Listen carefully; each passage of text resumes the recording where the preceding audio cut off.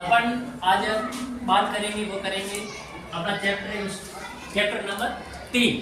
पहला और दूसरा अपन ने पढ़ लिया। पहले के अंदर जो आंकड़े थे क्या होते हैं, किन स्रोतों से आंकड़ों को संग्रहित किया जाता है, उनके बारे में हम लोगों ने जानकारी वो प्राप्त की थी। फिर दूसरा पार्ट में पढ़ा था जिसमें आंकड़ों का प्रक्रमण यानी केंद्रीय प्रवृत्ति के जो माप थे, जिसके अंतर्गत हमने देखा था मध्य, माध्यिका और बहुल जो होते हैं, उसके अंदर आंकड़ों का किस प्रकार से प्रयोग किया जाता है, गणना कैसे क्या करते हैं, ये बात हम लोगों ने की थी।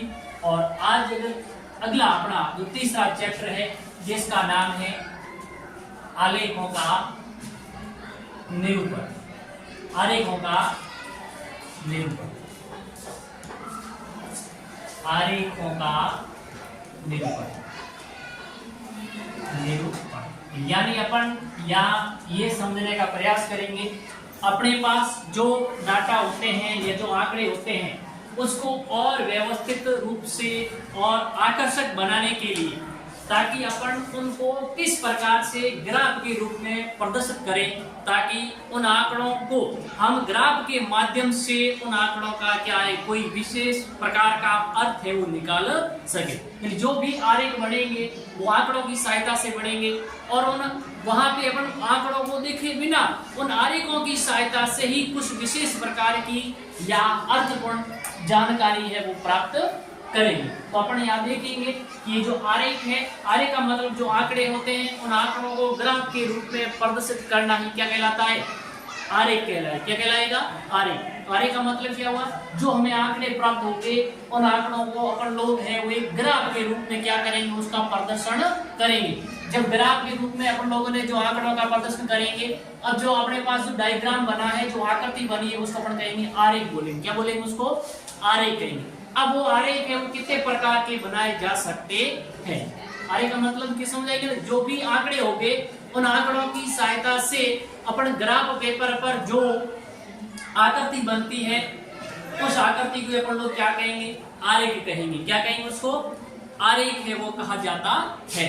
अब उस आरेख कितने प्रकार से बनाए जा सकते हैं। जब अपन लोग आरेखों के बात करें कि आरेख है वो कितने प्रकार के बनाए जा सकते हैं, तो अपन लोग जानते हैं तो आरेख है उनको मुख्य रूप से कितने प्रकार से बनाया जा सकता है, 3 प्रकार से। आरेख कितने प्रकार से बनाया जा सकता है, आरेखों को 3 प्रकार से। यानी हमें आरेखों को माप के हिसाब से देखा जाए या माप के आधार पे आरेखों को हम लोग है वो 3 प्रकार से बना सकते हैं। यानी एक जब कोई आरेख हमें बनाना है तो हमें मान लीजिए कोई एक ही बीमा दी हुई है, एक ही प्रकार की माप दी हुई होगी, तो उसको अपन क्या कहेंगे, एक आयामी आरेख। यानी जिसके अंदर हमें सिर्फ एक ही माप के बारे में जानकारी है वो प्राप्त होती है। यानी या तो उसकी लंबाई के बारे में जानकारी होगी, या फिर उसकी चौड़ाई के बारे में हमें जानकारी होगी, या फिर उसकी ऊंचाई के बारे में। तीनों में से कोई एक आंकड़ा है वही हमें हमारे पास होता है। उसकी सहायता से हम लोग जो आरेख बनाएंगे उसको अपन लोग बोलते हैं एक आयामी आरेख। क्या कहेंगे उसको, एक आयामी आरेख। फिर चलते हैं एक दूसरे प्रकार का और आरेख बनेगा हमारे पास, वो होता है द्विआयामी आरेख। किस प्रकार का आरेख बनेगा, द्विआयामी आरेख। अब यानी कि द्विआयामी आरेख का मतलब हुआ कि यहाँ पे हमें जो माप होगी वो 2 आंकड़े हैं, वो यानी जिसका भी हमें आरेख बनाना है तो वहां माप 2 प्रकार की, एक लंबाई होगी, एक क्या होगी, चौड़ाई। यानी कोई भी लंबाई और चौड़ाई हो सकती है, लंबाई और ऊंचाई हो सकती है, चौड़ाई और ऊंचाई भी हो सकती है। कोई भी हमें 2 प्रकार की माप होगी जिससे हम जो आरेख बनाएंगे उसको हम बोलते हैं द्विआयामी आरेख कहते हैं। क्या कहते हैं उसको, द्विआयामी आरेख के नाम से जाना जाता है। और तीसरे प्रकार का जो आरेख बनेगा उसको अपन कहेंगे त्रिआयामी आरेख। क्या बोलते हैं उसको हम लोग, त्रिआयामी आरेख है वो कहते हैं। त्रिआयामी आरेख का मतलब है कि इस यहाँ पे जो हमारे पास आकृति या जो आरेख बनेगा वहां पे हमें तीनों बीमाएं पता होगी, उसकी लंबाई, उसकी चौड़ाई और उसकी ऊंचाई, इन तीनों के बारे में जानकारी होगी। उस जानकारी से हमें जो आरेख बनता है उस आरेख को हम लोग बोलते हैं त्रिआयामी आरेख। यानी एक आयामी आरेख के अंदर हमें कोई एक बीमा, कोई एक माप के बारे में, यानी एक बीमा कहूं मैं या एक क्या कह दूं, कोई माप, यानी उसकी लंबाई हो सकती है मेरे पास, या उसकी चौड़ाई हो सकती है मेरे पास, या उसकी मेरे पास क्या हो सकती है, ऊंचाई हो सकती है। यानी कोई एक विमा मेरे पास होगी, यहाँ से यानी उस एक विमा की सहायता से जो आरेख बनेगा उसको अपन लोग बोलते हैं एक आयामी आरेख। अब ये एक आयामी आरेख है, ये भी अलग अलग प्रकार के बनाए जाते हैं। जिसको यानी एक आयामी आरेख है उसको भी अलग अलग प्रकार से बनाया जा सकता है, जिसके अंतर्गत एक होगा रेखा ग्राफ। क्या होगा, रेखा की सहायता से हमें जो ग्राफ प्राप्त होगा उसको अपन बोलते हैं एक रेखा ग्राफ बोलेंगे। उससे क्या बोलेंगे, रेखा ग्राफ भी हमें है वो एक आयामी आरेख बनेगा।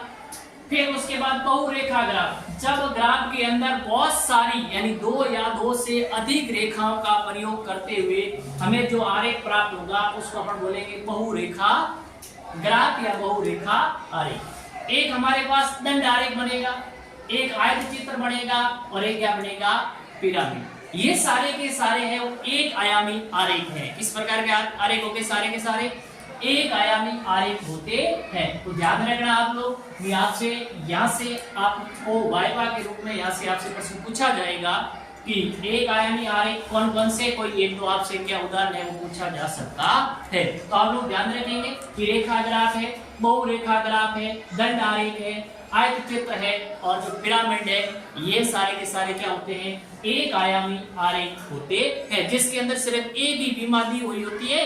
उस एक बीमा के आधार पर ही हम क्या करते हैं, आरेखों का निर्माण है वो करते हैं। चलिए उसके बाद में दूसरी द्वि आयामी आरेख, इसका भी उदाहरण आपसे पूछा जाएगा कि द्वि आयामी आरेख है वो कौन कौन किस प्रकार के आरेख होते हैं, जिनको हम लोग क्या कहते हैं, द्वि आयामी आरेख के नाम से जानते हैं। द्वि आयामी आरेख का मतलब जिसमें कोई दो बीमा हमारे पास होगी, उन दो बीमाओं की सहायता से अपन लोग जो क्या बनाएंगे, ग्राफ बनाएंगे या जो हमें आरेख प्राप्त होगा उसको अपन लोग बोलते हैं द्वि आयामी आरेख। द्वि आयामी आरेख के अंदर एक बनेगा वर्त आरेख और जिसको अपन लोग पाई चार्ट भी कहते हैं। तो आप लोग ध्यान रखेंगे कि द्वि आयामी आरेख से हमें क्या मिलेगा, एक तो मिलेगा वर्त आरेख और एक क्या मिलेगा, पाई चार्ट। दोनों एक ही है, यानी मैं उसको वर्त आरेख भी कह सकता हूं और उसको क्या बोलता हूं, पाई चार्ट है ये भी कहता। तो एक ध्यान रखना। दूसरा एक बनेगा आयताकार आरेख, आयत चित्र बनता है वहां, यहाँ आयताकार क्या बनेगा, आरेख बनेगा। क्या यहाँ पे लंबाई और चौड़ाई दोनों होगी और आयत चित्र में सिर्फ क्या होता है, एक ही होती है उसकी बीमा यानी लंबाई या फिर चौड़ाई। तो आप लोग ध्यान रखेंगे कि द्वि आयामी आरेख के अंदर एक वर्त आरेख और एक बनता है पाई चार्ट बनता है और बनता है आयताकार आरेख। ठीक बात है, ये होगी द्विविमा आरेख। फिर अपन बात करते हैं त्रिआयामी आरेख कौन कौन से हैं। जब त्रिआयामी आरेख की बात करते हैं तो उसमें एक तो घनाकार आरेख होगा, एक क्या होगा, गोलाकार आरेख। घनाकार और कैसा, गोलाकार, जिसके अंदर तीन बीमा होगी, उसकी लंबाई भी हमें ज्ञात होनी चाहिए, उसकी चौड़ाई भी हमें ज्ञात होनी चाहिए और उसकी ऊंचाई भी हमें ज्ञात होनी चाहिए। तभी हमारे पास घनाकार आरेख बनेगा या फिर गोलाकार आरेख बनेगा। तीनों में से कोई अगर एक बीमा अनुपस्थित है तो गोलाकार और घनाकार आरेख है वो हमें प्राप्त नहीं कर सकते हैं। तो आप यहाँ से आपको वाइवा के रूप में प्रश्न पूछा जाएगा, तो आप इन प्रश्नों का चित्र तैयार कीजिए। आपसे पूछेंगे द्विआयामी आरेख कौन से है, तो आपका उत्तर क्या होगा बच्चों, वर्ताकार या जिसको मैं कहूं पाई चार्ट। यह आपसे पूछा जाए कि दूसरा आयताकार आरेख, ये सारे के सारे क्या है, द्विविमीय आरेख, यानी जिसमें दो बीमाएं होती है। और फिर आपसे पूछेंगे, यह भी पूछा जा सकता है कि त्रिआयामी आरेख कौन से है, तो आप ध्यान रखें घनाकार आरेख और गोलाकार आरेख। इस प्रकार से ये आरेख मूल रूप से कितने प्रकार से बनाए जा सकते हैं, विमाओं के आधार पर आरेखों को अपन लोग तीन प्रकार से बनाते हैं और ये आप उदाहरण ध्यान रखना है। अब यहाँ पर बनाना जो आरेख सीखेंगे वह सिर्फ सीखेंगे एक तो एक आयामी, एक बीमा से कौन से आरेख बनते हैं और एक लोग अपन लोग द्विविमीय आरेख, दो बीमा होने पर हमें किस प्रकार के आरेख बनेंगे। त्रिविमीय आरेख की रचना हमारे कोर्स सिलेबस में नहीं है, तो हम यहाँ पे सिर्फ उसका हमें उदाहरण ही ध्यान रखना है। ठीक बात है। चलिए तो अपन बात करते हैं एक आयामी आरेख है उसको किस प्रकार से बनाया जाएगा। यानी एक आयामी आरेख के भी बहुत सारे प्रकार है, रेखा ग्राफ, बहुरेखा ग्राफ, दंड आरेख, आयत चित्र और क्या है, पिरामिड। तो ये कैसे क्या बनते हैं उसके बारे में अपन लोग वो जानकारी प्राप्त करेंगे। यानी यही इतने ही हमारे कोर्स के अंदर है जिनकी हम आरेखों की क्या करेंगे, रचना है वह करेंगे। कौन कौन से, रेखा ग्राफ, बहुरेखा ग्राफ, दंड आरेख, आयत चित्र और पिरामिड, ये सारे तो सारे कौन से एक विमीय आरेख है।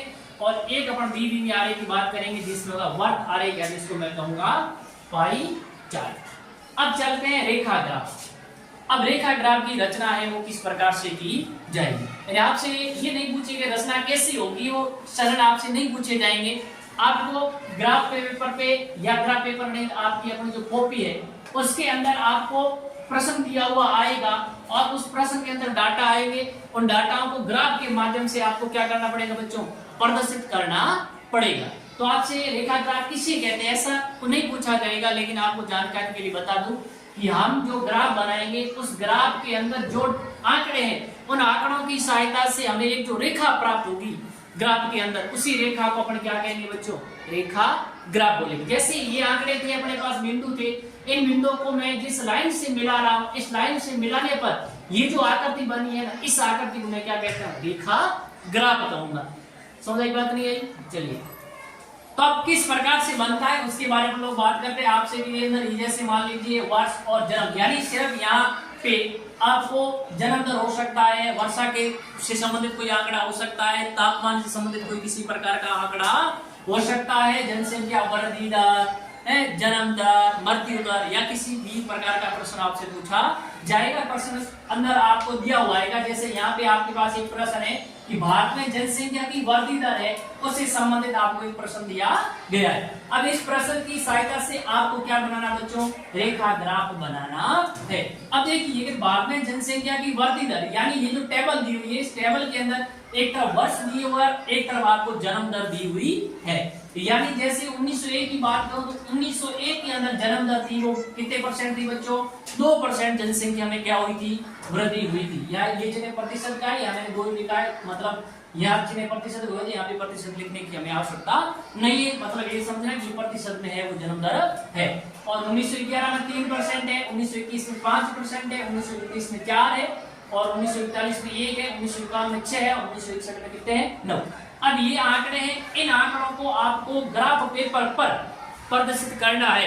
और जब ग्राफ पेपर पर इन आंकड़ों को आप प्रदर्शित करोगे तो आपके पास जो आकृति बनेगी ना, उस आकृति को हम लोग बोलते हैं रेखा ग्राफ। पर इसके लिए करते हैं क्या, देखो बच्चों, इसके लिए हमें ये करना पड़ेगा, सबसे पहले एक पहले से इस प्रकार से मैं क्षैतिज लाइन खींची, इसको मैं कहता हूँ एक्स अक्ष कहूंगा बच्चों, क्या कहूंगा, एक्स अक्ष। यानी इस प्रकार से ये जो इस लाइन को बोलते हैं क्षैतिज लाइन, क्या कहते हैं इसको, क्षैतिज लाइन कहते हैं, जिसको अपन बोलते हैं एक्स अक्ष बोलते हैं बच्चों, क्या बोलेंगे, एक्स अक्ष। इसी प्रकार से एक खड़ी लाइन, जिसको मैं कहता हूं ऊर्ध्वाधर लाइन, इसको क्या बोलता हूं बच्चों, खड़ी लाइन को अपन क्या कहते हैं, ऊर्ध्वाधर। ऊर्ध्वाधर का मतलब है, इसको मैं बोलूंगा वाई अक्ष बोलूंगा, क्या बोलूंगा, ये सीधी लाइन जिसको क्षैतिज लाइन बोलते हैं, जिसको एक्स अक्ष कहते हैं, ये ऊर्ध्वाधर लाइन है जिसको अपन क्या कहते हैं, वाई अक्ष। तो आपको सबसे पहले एक्स और वाई अक्ष का क्या करना बच्चों, निर्धारण करना। अभी कितने क्या सेंटीमीटर लेनी वो तो आंकड़ों पर निर्भर करेगा।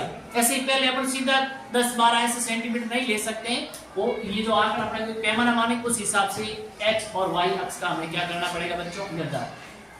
फिर अगली बात, यानी सबसे पहला काम क्या हुआ, एक्स और वाई अक्ष का आप लोगों ने क्या कर दिया बच्चों, निर्धारण किया। यानी एक्स व वाई अक्ष का क्या करेंगे हम लोग, निर्धारण। तो पहला स्टेप ये होगा कि एक्स और वाई अक्ष का निर्धारण हो गया। फिर अपन क्या करेंगे, अगला काम ये करेंगे, एक्स अक्ष पे किसको दर्शाना है और वाई अक्ष पे किसको लिखना है ना, ये भी हमें जानकारी। एक्स अक्ष पे अपन लोग क्या लिखेंगे, यहाँ पर भी आंकड़े लिखेंगे और इस अक्ष पर भी, यानी ये अक्ष जैसे मैंने आंकड़े लिखा 1901, 1911, 1921, 1931, 1941, 1951, तो ये इस पे जो आंकड़े लिखे हैं ना, ये किस अक्ष पे लिखे हुए बच्चों, एक्स अक्ष पे लिखे हुए। इसी प्रकार से मैंने 1 2 3 4 5 6 7 8 9 इस अक्ष पर भी क्या लिखे, कुछ आंकड़े लिखे हैं। तो ये किस अक्ष पे लिखे हैं, वाई अक्ष पे। तो हमें ये भी ध्यान रखना पड़ेगा कि किसको एक्स अक्ष पे लिखना है और किसको वाई अक्ष पे लिखना है। तो ध्यान रखना, आपको जो समय दिया हुआ होगा या कोई माँ के नाम है या समय का मतलब कोई तारीख दी हुई है, ये सन दिया हुआ है ना, तो वो सारा का सारा आप लिखोगे एक्स अक्ष पे। किस पे लिखेंगे, एक्स अक्ष पे। तो यहाँ पे मैंने क्या किया है, ये जो एक्स अक्ष है, इस एक्स अक्ष पे किसको दर्शाया है, समय को। समय यानी यहाँ क्या है, समय से मतलब क्या बच्चों, वर्ष है। समय से मतलब क्या है, वर्ष। तो वर्ष को मैंने किस अक्ष पे दर्शाया है, एक्स अक्ष पे मैंने वर्ष यानी समय या वर्ष को दर्शा दिया। तो सीधी सी बात है, वाई अक्ष पे क्या दर्शाऊंगा मैं, जन्म दर को। या मृत्यु दर होते तो भी कहाँ पे आती, वाई अक्ष पे। या वर्षा से संबंधित कोई तापमान डिग्री सेल्सियस वगैरह, वो भी कौन से अक्ष पे आता बच्चों, वाई अक्ष पे। क्लियर होगी बात। तो ध्यान रखना कि y अक्ष पे क्या आएगा, x अक्ष पे क्या आएगा। हमेशा x अक्ष पर समय से संबंधित आंकड़ों को दर्शाया जाता है, ठीक बात है। अब दूसरा बच्चा आंकड़ा हमेशा y अक्ष पे आएगा। अब इसका अपन को कैसे, अब आपको एक बच्चों क्या मानना पड़ेगा, पैमाने का निर्धारण करना। आपको क्या करना बच्चों, एक पैमाना माना। पैमाना मतलब जो आपके पास स्केल होती है ना, उस स्केल पर इस प्रकार से कुछ सेंटीमीटर के रूप में पैमाना होता है। जैसे ये 0 से 1 सेंटीमीटर, फिर होता है ये 2 सेंटीमीटर, फिर ये होता है 3 सेंटीमीटर, फिर ये होता है 4 सेंटीमीटर। इस प्रकार से इस लाइन के अंदर भी आप देखते हैं तो एक आपको बड़ी लाइन और मिलेगी जिसको बोलते हैं अपन 5 बोलते हैं। क्या बोलते हैं 5। इसके बाद यहाँ छोटी छोटी कितनी लाइन मिलेगी बच्चों, 4। इस तरफ भी कितनी मिलेगी, छोटी छोटी 4। लेकिन ये पूरा 1 सेंटीमीटर है बच्चों, ये पूरा इतने, इस पूरे कॉलम को मैं क्या बोलूंगा, इस पूरी इकाई को मैं क्या कहता हूँ, 1 सेंटीमीटर। क्या कहता हूँ, 1 सेंटीमीटर। इसलिए मैंने 1 इकाई, यानी इस सेंटीमीटर का नाम मैंने क्या दिया बच्चों, 1 इकाई। इसी प्रकार से इसका भी नाम क्या होगा, 1 इकाई। इस 1 इकाई के बराबर में कितना माना है मैंने, 1% जन्म दर। कितना माना है, 1। तो यानी इस 1 सेंटीमीटर के बराबर 1% जन्म दर, यानी पैमाना 1 इकाई बराबर 1% जन्म दर। तो मैंने यहाँ जो भी पैमाना माना है वो किस अक्ष पे माना है, y अक्ष पे बच्चों। कौन से अक्ष पे माना है, y अक्ष पे। 1 इकाई बराबर 1%।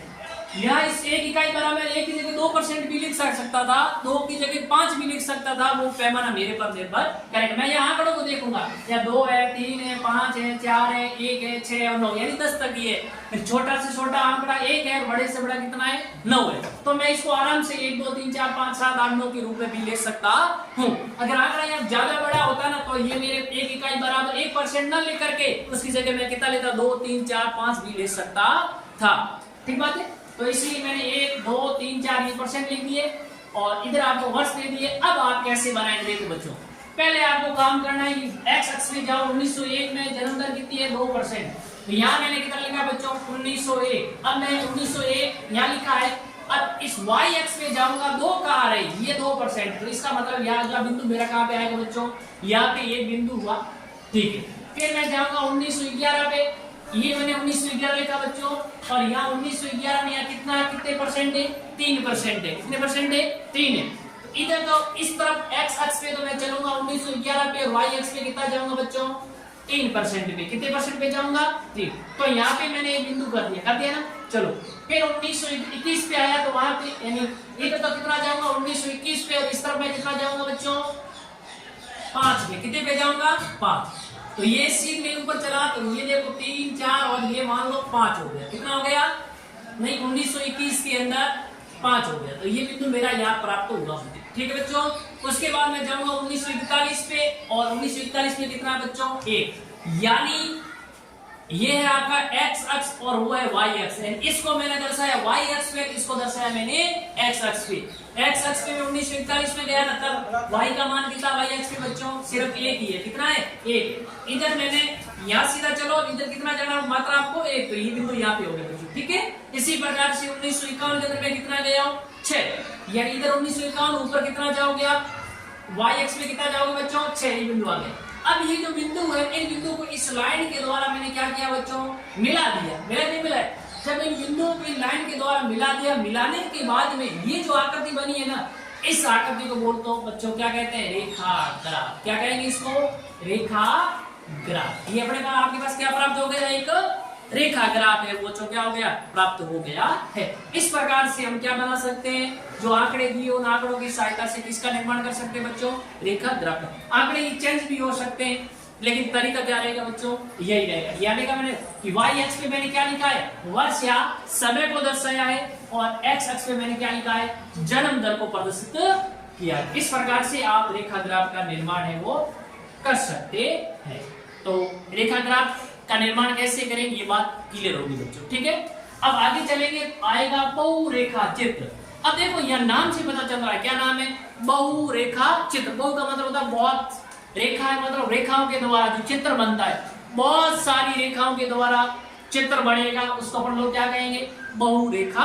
यानी पीछे के अंदर अपन ने पिछले वाले ग्राफ के अंदर बच्चों अपन लोगों ने देखा था, क्या देखा था, इस प्रकार से मैंने एक ग्राफ बनाया था। इस ग्राफ के अंदर एक ही लाइन थी बच्चों, ठीक नहीं थी, ये एक ही लाइन थी इस ग्राफ में, ठीक है, इसलिए उसका नाम मैंने रेखा चित्र दिया था। उसका नाम क्या दिया था? रेखा चित्र। अब यह बहु का मतलब ये लाइन क्या होगी?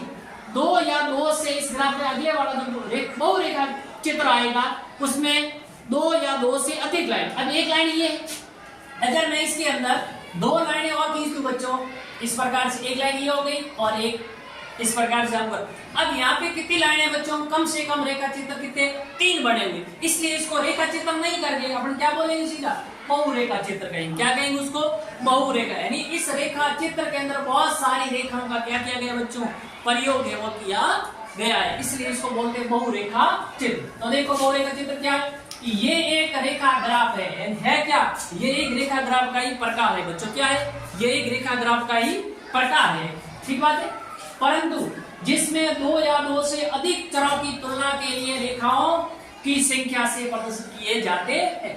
यानी है तो रेखा ग्राफ का प्रकार, लेकिन जिसमें 2 या 2 से अधिक चरों की तुलना के लिए, यानी चर यानी आंकड़े, चर यानी आंकड़े, जिसमें यहाँ दिल्ली की जनगणना के आंकड़े मिलेंगे आपको, हरियाणा के मिलेंगे और उत्तर प्रदेश के मिलेंगे, यानी यह दूसरा प्रश्न भी आपको मिल सकता है। लेकिन ये जो आंकड़े मिलेंगे वो किसी एक वस्तु के नहीं होकर के 2 या 2 से अधिक प्रकार की वस्तुओं के आंकड़े हैं वो आपको मिलेंगे। तो सीधी सी बात, जब 2 या 2 से अधिक प्रकार की वस्तुओं के संबंध आंकड़े मिलेंगे तो उसके रेखा चित्र है वो भी क्या बढ़ेंगे? ज्यादा बढ़ेंगे। क्या बढ़ेंगे? उसके रेखा चित्र भी ज्यादा बढ़ेंगे। तो 2 या 2 से अधिक चरों की तुलना के लिए, यानी 2 या 2 से अधिक चरों की तुलना के लिए रेखाओं की संख्या से इसको प्रदर्शित किए जाते हैं। अब आपके पास इस प्रकार का प्रश्न आएगा बच्चों। ये प्रश्न क्या है? चुने हुए राज्यों का लिंगानुपात। यहाँ पे कुछ राज्यों के क्या दिए हुए? नाम दिए हुए। उन राज्यों का किस वर्ष में कितना क्या लिंगानुपात था, उस लिंगानुपात से संबंधित आपको किसकी रचना करनी है बच्चों? बहुरेखा चित्र बनाना है। क्या बनाना है आपको? बहुरेखा चित्र बनाना है। यहाँ पे कितने राज्य है बच्चों? 3 राज्य। एक दिल्ली का लिंगानुपात आपको दिया हुआ है, फिर हरियाणा का है, फिर आपके पास किसका है? उत्तर प्रदेश का है। यानी दिल्ली के अंदर लिंगानुपात 1961 में कितना है? 785, 1971 में 801, 1981 में 808, 1993 में 827, 2001 में 821, 2011 में 827। इसी प्रकार से हरियाणा का, इसी प्रकार से आपके पास किसका है? उत्तर प्रदेश। अब आप ये आ गया।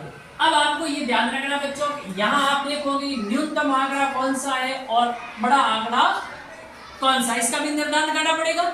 नहीं तो अपन, और उससे पहले आपको ये भी ध्यान रखना है कि अब किसको है वो अपन एक्स अक्ष पे दर्शाएंगे और किसको क्या दर्शाएंगे? वाई अक्ष पे। तो क्या करेंगे अपन?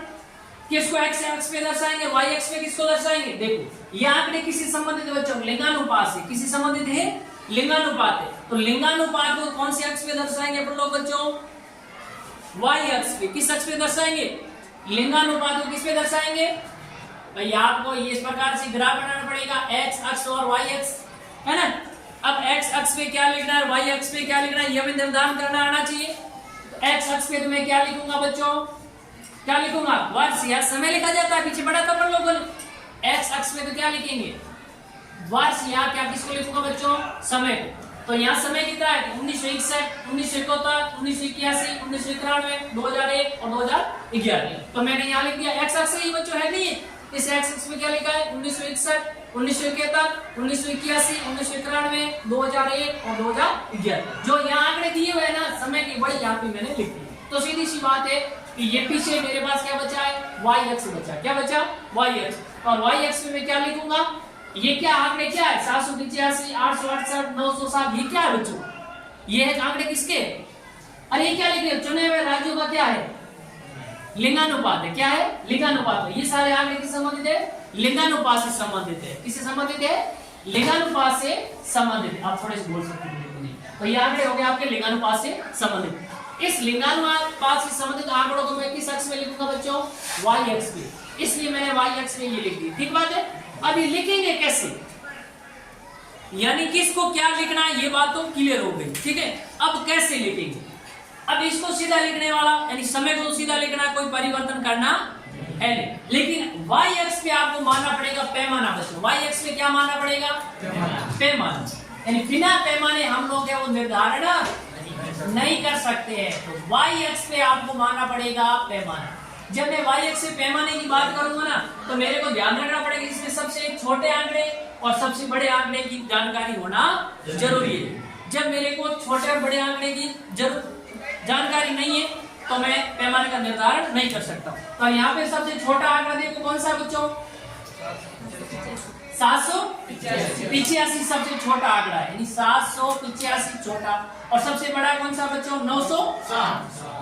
908 है, ये सबसे बड़ा आंकड़ा है। अब मैं पैमाना मानूंगा यानी सबसे छोटे आंकड़े और सबसे बड़े आंकड़े को मद्देनजर या उसको ध्यान में रखते हुए मेरे को पैमाने का निर्धारण करना है। जब मैं पैमाने का निर्धारण करूंगा तो देखो ये 785, तो यहाँ पे मैं 700 से भी शुरू कर सकता हूँ और या फिर आपके पाठ्य पुस्तक में 740 से शुरू किया है। तो यहाँ पहला 0 के बाद में 1 आएगा, यानी 1 इकाई बराबर कितना माना मैंने बच्चों, 20 माना है। कितना माना है, 20। 1 इकाई बराबर कितना माना मैंने, 20 माना, यानी 1 इकाई बराबर 20 लिखा हुआ। समझ बात नहीं। अब अपन ने शुरू किया 740 से, तो अगला आंकड़ा अपने पास क्या होगा, जैसे आप स्केल से आगे जाएंगे 1 सेंटीमीटर के बाद 2 सेंटीमीटर में जाओगे तो कितना हो जाएगा, 740 से 760, और 3 सेंटीमीटर में जाने पर कितना हो जाएगा, 80 होगा नहीं होगा। और 4 से जाने पे कितना होगा, 800, और 5 से जाने पे 820, यानी डिफरेंट 1 सेंटीमीटर बराबर 1 इकाई बराबर मैंने माना है 20। पहला आंकड़ा मैंने 740 लिया, दूसरा इसमें 20 जोड़ो 760 होगा, तीसरे 20 जोड़ो 780 होगा। इस प्रकार समझे बात नहीं। इस प्रकार से 740 60 80 820 800 840 860 880 900 और 920, यानी अधिकतम बड़ा आंकड़ा कितना है अपने पास बच्चों, 908 है। तो 920 तक ले लेते लास्ट, यानी इससे अधिक बड़ा लेने की हमें आवश्यकता नहीं है। इन बातों को आप लोगों को क्या रखना पड़ेगा बच्चों, ध्यान रखना पड़ेगा, ठीक है। इस प्रकार से अब इनको किस प्रकार से अपन लोग प्रदर्शित करेंगे, तो अपने ध्यान रखें। सबसे पहले यहाँ मैं दिल्ली राज्य की बात करता हूँ। किस राज्य की बात करूंगा, दिल्ली। इसके लिए यानी जैसे 3 राज्य, इसके लिए 3 प्रकार के रेखा चित्र बनेंगे, नहीं बनेंगे, लेकिन एक ही ग्राफ में 3 प्रकार के रेखा चित्र बनेंगे। उसको बनाने के लिए आप 3 प्रकार के अलग अलग पेनों का यूज है वो कर सकते हैं, या उसको दर्शाने के लिए अलग अलग रेखाओं का भी या बिंदुओं का भी, टूटी हुई लाइन का भी क्या कर सकते हैं उपयोग। तीनों एक जैसे होने नहीं चाहिए, नहीं तो हमें पता चलता नहीं है। इसलिए जैसे मैं दिल्ली की बात करूं तो मैं 1961 पे जाऊंगा दिल्ली के अंदर, तो हमें मान है वो कितना देखना बच्चों, 785। तो 785 जाऊंगा तो ये जो ये ग्रीन कलर है ये किसको प्रदर्शित करेगा बच्चों, दिल्ली को। दिल्ली के रेखा चित्र को ग्रीन कलर है वो क्या करेगा बच्चों, प्रदर्शित करेगा। तो फिर ये आंकड़े उस हिसाब से आप लोग देखो, 785 पहला बिंदु मिला मेरे को, फिर 1971 में 801, ये 1971 में 801 का बिंदु मिला, फिर 1981 के अंदर 808 का बिंदु है, और 1993 के अंदर मेरे पास 827 का बिंदु है, और 2001 के अंदर 821 का है, 2011 में 867। इस प्रकार से ये जो बिंदु मिले, इन बिंदुओं को मैं लोग क्या कर दूंगा बच्चों, जिस रेखा के द्वारा मिलाऊंगा, मिलाने के बाद ये जो रेखा प्राप्त हुई इसको मैं बोलूंगा रेखा चित्र। ये एक रेखा है। इसी प्रकार से अगर आप हरियाणा का करेंगे तो आपको ये जो इस प्रकार का कलर है, ये कलर वाले आसमानी कलर है, ये आपको किसका मिल जाएगा, हरियाणा का रेखा चित्र बनेगा।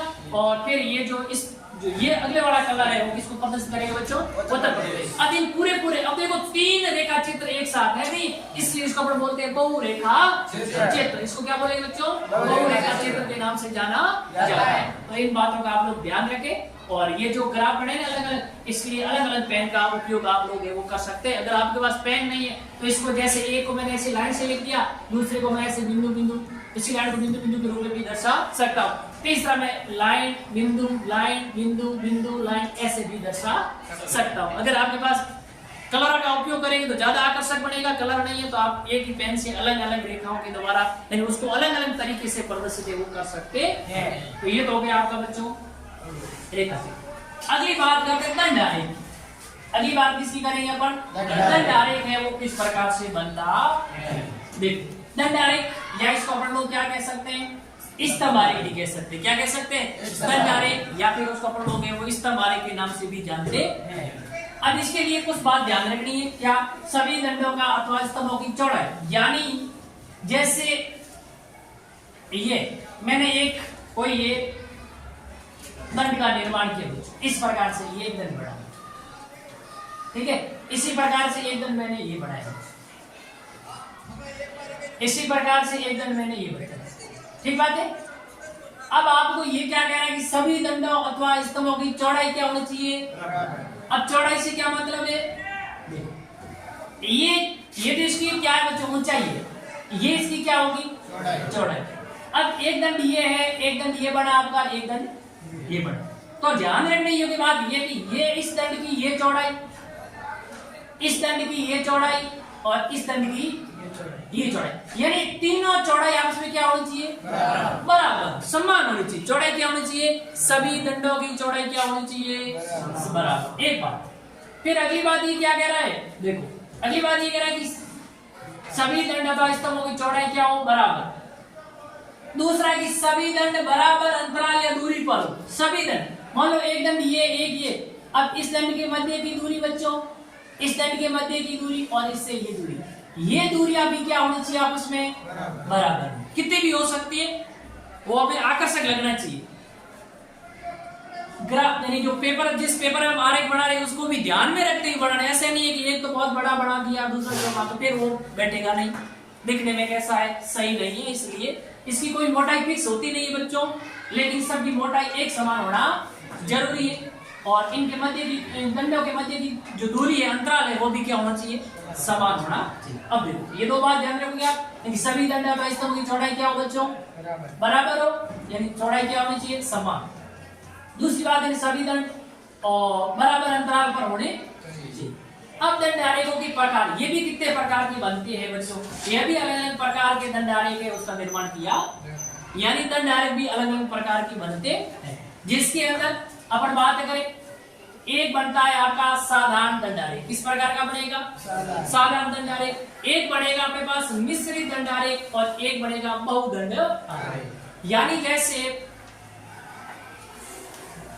मैंने कोई ये दंड आरेख बनाया, देखो समझने के लिए बना रहा हूं, इस प्रकार से ये जो दंड आरेख है इसको मैं कहूंगा साधारण दंड आरेख बोलेंगे बच्चों। किस प्रकार आरेख कहेंगे इसको, साधारण दंड आरेख कहा जाता है। अगर आपसे पूछ ले मिश्रित दंड आरेख, तो उसके अंदर जैसे ये एक दंड है ना, इसी के अंदर अलग अलग आंकड़े हो, समझ बात नहीं, तब उसको अपन क्या कहेंगे बच्चों, मिश्रित दंड आरेख। यानी एक दंड है लेकिन इसके अंदर ये अलग मान होगा, यहाँ पे अलग मान होगा, यहाँ पे और यहाँ तक लास्ट ये पूरा तीनों का क्या होगा बच्चों, योग होगा, तब अपन उसको क्या बोलेंगे, मिश्रित दंड आरेख। और बहुदंड आरेख का मतलब है कि जैसे एक दंड आरेख ये बना, इसके पास में ये बना, एक पास में ये बना, है ना, इसको अपन क्या बोलेंगे, बहुदंड आरेख। क्या बोलेंगे इसको, बहुदंड आरेख। तो आपको ध्यान रखना है, दंड आरेख कितने प्रकार के होते हैं, साधारण दंड आरेख होता है, मिश्रित दंड आरेख होता है, और एक आपके पास कौन सा होता है बच्चों, बहुदंड आरेख होता है। अब बात करते हैं अपन लोग कि साधारण दंड आरेख है, उसका निर्माण किस प्रकार से किया जाता है। साधारण दंड आरेख है वो कैसे क्या बनता है, तो अपने को ध्यान रखना है। साधारण दंड आरेख की रचना, यानी आपको आंकड़ा प्रश्न में इस प्रकार का प्रश्न दिया होगा और जहां पूछा जाएगा कि दंड आरेख की क्या कीजिए, रचना कीजिए, साधारण दंड आरेख किस प्रकार से बनता है। तो ये आपको एक तरफ माह दिए हुए और उसमें किस महीने में कितनी क्या बारिश हुई है सेंटीमीटर में, उसको आप लोगों को दिया हुआ है। तो जनवरी में 2.3 सेंटीमीटर है, फरवरी में 2.1 है, मार्च में 3.7 है, अप्रैल में 10.6 है, मई में 20.8। अब ये आंकड़ा चेंज हो जाएगा लेकिन तरीका अपना क्या रहेगा, सेम ही रहेगा। यानी आंकड़ा सेम होना तो जरूरी नहीं है, लेकिन तरीका क्या रहेगा। तो अपन सबसे पहला काम क्या करेंगे बच्चों, y यानी x अक्ष और मैं क्या खींचूंगा बच्चों, x अक्ष और y अक्ष पे क्या प्रदर्शित करना है, ये पहले मैं निर्धारित करूंगा, करना पड़ेगा। यही निर्धारित करना नहीं आएगा तो अपन जानते हैं कि आंकड़ों का निरूपण है अपन किस प्रकार से करेंगे। तो यहाँ पे जो महीने है, समय को मैं किस पे दर्शाऊंगा बच्चों, x। किस समय में या किस महीने में कितनी बारिश हुई है, वर्षा की मात्रा किस पे दर्शाऊंगा मैं, y अक्ष पे। कौन से अक्ष पे दर्शाऊंगा, y।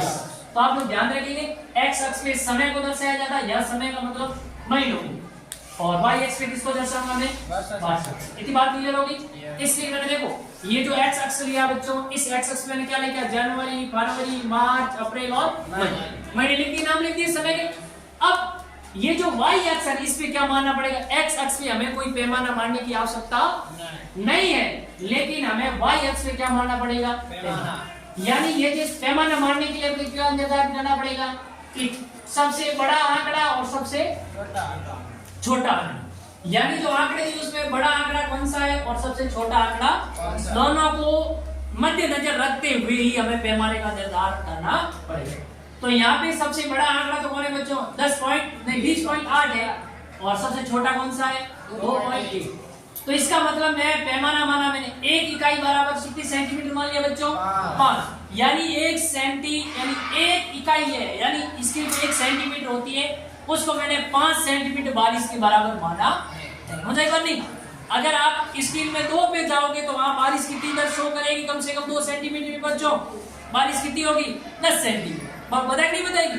इस प्रकार से ये मैंने 0 लिखा, 0 के बाद मैंने कितना लिखा बच्चों, 5 के बाद 10, 10 के बाद 15, 15 के बाद 20, 20 के बाद में 25। यहाँ पे बड़ा आंकड़ा 20.8 है, इसका मतलब 25 तक ही आएगा, आएगा नहीं आएगा। चलिए, तो जनवरी माह के अंदर कितना है, 2.3। 2.3 का मतलब ये कि ये जैसे आपके पास जो स्केल होगी बच्चों, उस स्केल में ये 1 सेंटीमीटर है, कितना है बच्चों, 1 सेंटीमीटर। इस 1 सेंटीमीटर होगी, अगली लाइन क्या होगी बच्चों, 2 सेंटीमीटर। इस 1 सेंटीमीटर इकाई को मैं मानता हूं कि 1 सेंटीमीटर इकाई बराबर कितना माना है मैंने, 5 सेंटीमीटर बारिश। कितनी सेंटीमीटर बारिश को दर्शाया मैंने। इसी प्रकार से अब यहाँ 2 इकाई होगा भाई, 0 से शुरू करें, यहाँ कितना आएगा, 2 इकाई आएगा नहीं आएगा। जब ये 2 इकाई आएगा तो इसका मतलब यहाँ 5 सेंटी, 1 इकाई बराबर 5 माना, 2 बराबर कितना हो जाएगा बच्चों, 10।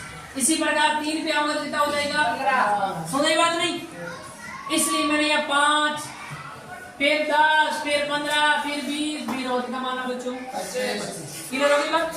चलिए, अब जनवरी में कितना है, 2.3। 2.3 का मतलब क्या हुआ, मतलब 2.3 का मतलब है कि वो 1 इकाई बराबर 5 सेंटीमीटर है, तो 2.3 तो 5 का क्या हुआ बच्चों, आधा हुआ नहीं हुआ। तो यहाँ इस बड़ी वाली 5 वाली लाइन आएगी नहीं कि उसके बराबर ईंधन बढ़ेगा आपको, इस प्रकार। क्लियर होगी बात।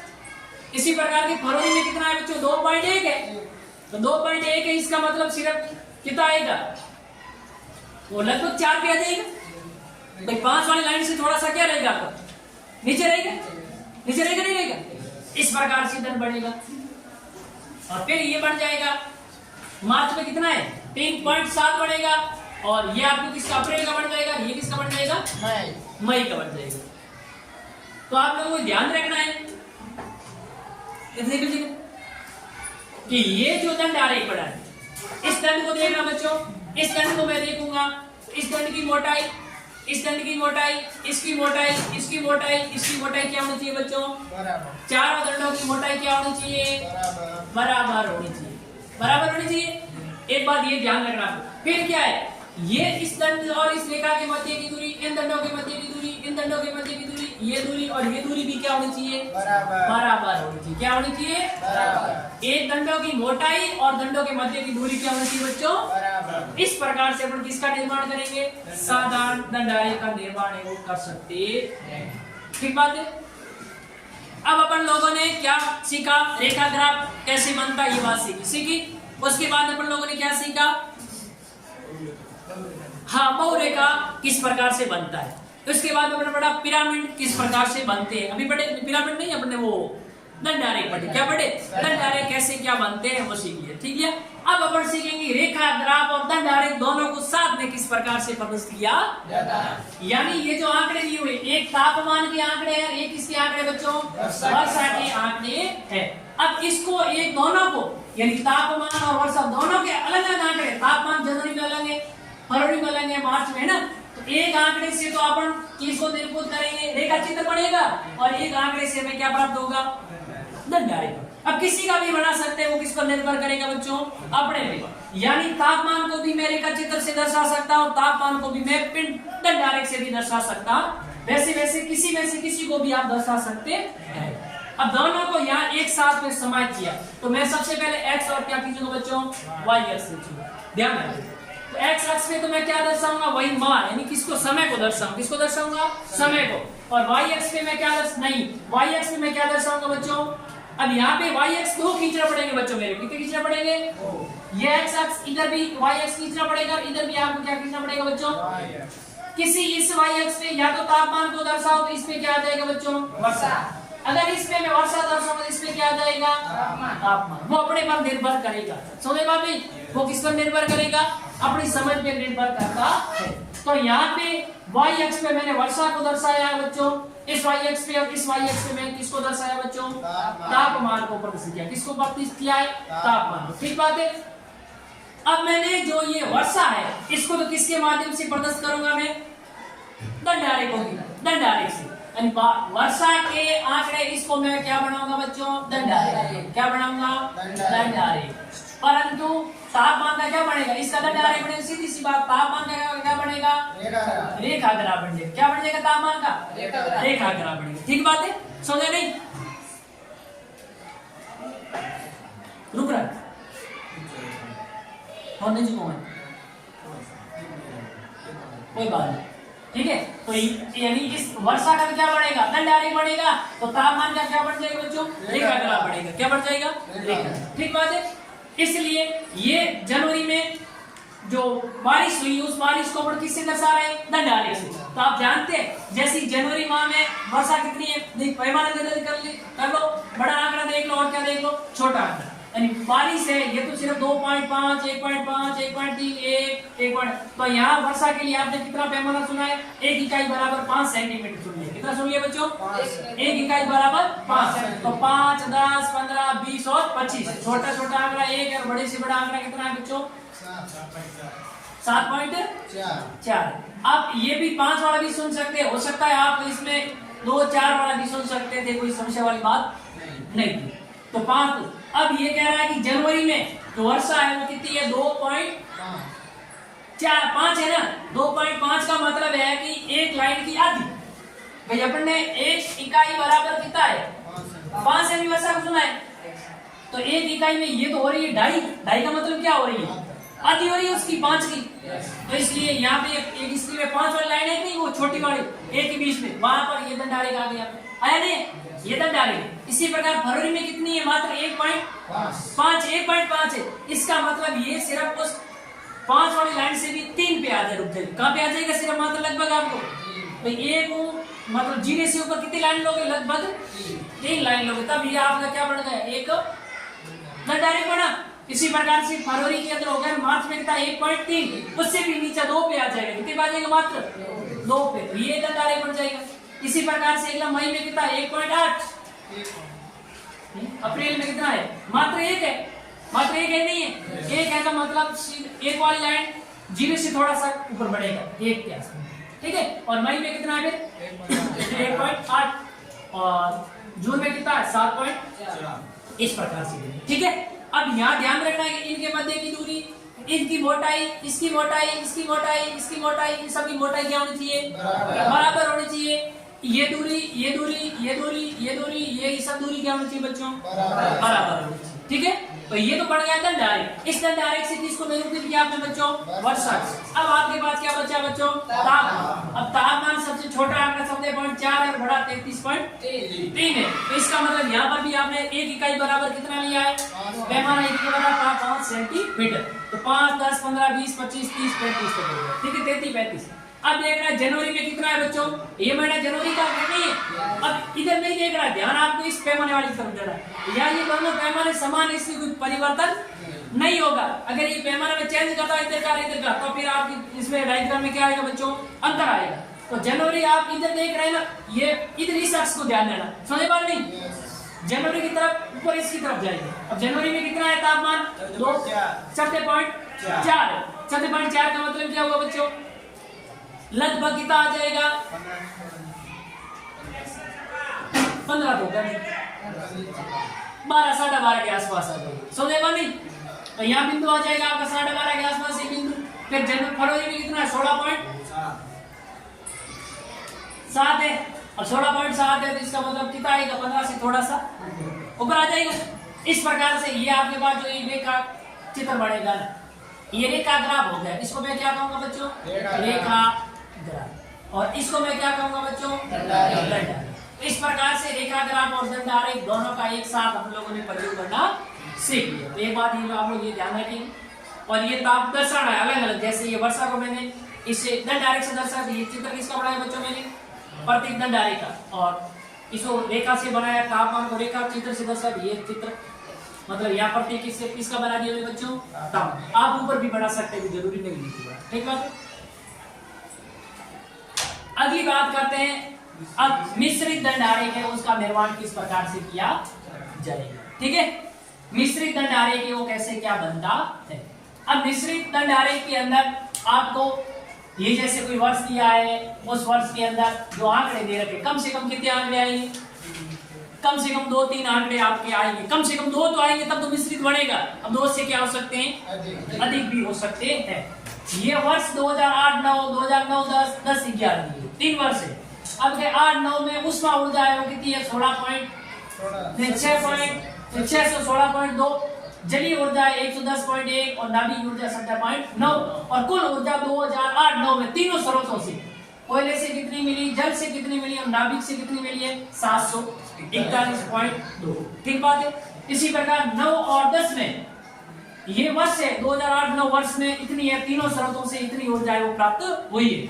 और 9-10 में 677.1, 104.1, 118.6 और 789.8। अब ये 2008-9 में कुल ऊर्जा प्राप्त होती है वो हमें कितनी होती है, 791.8 और 10-11 में 704, यानी कुल ऊर्जा होती है 844 के। समझ बात नहीं। अब आपको इसका बनाना है क्या बचा, मिश्रित दंड आरेख। तो ध्यान रखना y x अक्ष, ये x अक्ष बना बच्चों, ये क्या बना है, y अक्ष, ठीक बात है। अब x अक्ष पे क्या दर्शाओगे, समय को, y अक्ष पे क्या दर्शाओगे, ऊष्मा को। किसको दर्शाओगे बच्चों, मतलब ये ऊर्जा को दर्शाएंगे, किसको दर्शाएंगे, ऊर्जा। ऊर्जा अलग अलग रूप में आप मिल सकती है, उसमें हो सकती है, जलीय हो सकती है, नाभिकीय हो सकती है। तो y अक्ष पे ऊर्जा को दर्शाएंगे और x अक्ष पे किसको दर्शाऊंगा मैं, समय को दर्शाऊंगा, ठीक बात है। अब आपको क्या करना है, पैमाना लेना है, यहाँ छोटा आंकड़ा देखना है और बड़ा आंकड़ा देखना है। तो जब छोटे और बड़े आंकड़े को देखा तो अपने पास जो पैमाना आया है वो 100 का डिफरेंट लेंगे। कितना का मान लेंगे, 1 इकाई बराबर कितना माना है बच्चों, 100 माना। कितना माना है, 1 इकाई बराबर 100, ठीक है। अब 0 0 के बाद 100 के बाद में 200, 300, 400, 500, 600, 700, 800, 900। ये आपकी स्केल है नहीं बच्चों। इस स्केल के अंदर 1 2 3 यानी ये एक इकाई है, इसको मैंने कितना माना है बच्चों, 100। इसी इकाई को भी मैंने कितना माना है, 100। इसका मतलब इसमें एक छोटी लाइन होगी, उसका मान लगभग कितना होगा बच्चों, 10। हो जाए मान नहीं, छोटी लाइन का मान कितना होगा, लगभग 10। तो आपको पहला बनाना है, पहले तो आप पूरा बनाएंगे, 741 जाएंगे, पूरा दंड आरेख बनाएंगे। कितना, कुल का बनाएंगे, कुल का कितना है 741। यानी इसका मतलब ये है कि 700 से ऊपर 5 वाली लाइन, इस स्केल में ये वाली लाइन है कि नहीं, इससे थोड़ा बाद भी रुकेंगे, मुझे बात नहीं। तब ये पूरे का पूरा बड़ा नहीं। अब ये पूरा किसको प्रदर्शित कर रहा है बच्चों, जो वर्ष 2008-9 में पूरी ऊर्जा को प्रदर्शित कर, ठीक बात क्लियर होगी।